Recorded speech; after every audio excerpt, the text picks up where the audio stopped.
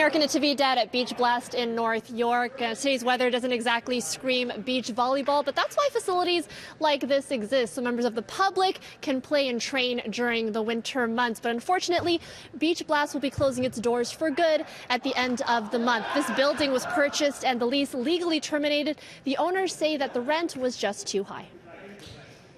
It's not that they wouldn't have us as a tenant, but the rents have gone triple what we're used to paying, and that's just too big of a gap in our business model currently. Gumar Shermer, known as George to most, moved to Canada from the former Czechoslovakia and was one of the men who helped open Beach Blast. For me, when we opened up, my kids were in early teens to mid-teens.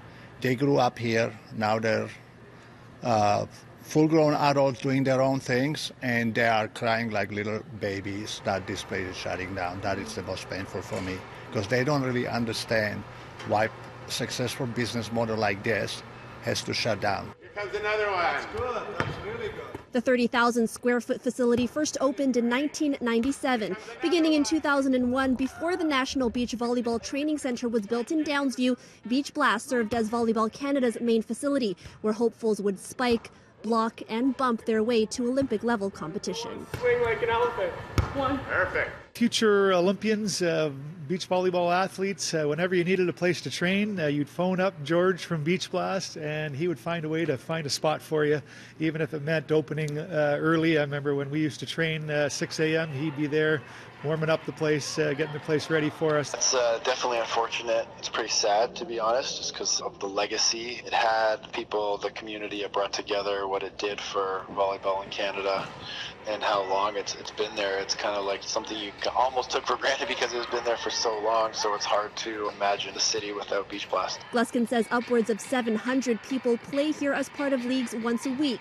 That's in addition to the hundreds of others who use the facility for events like fundraisers or just to play.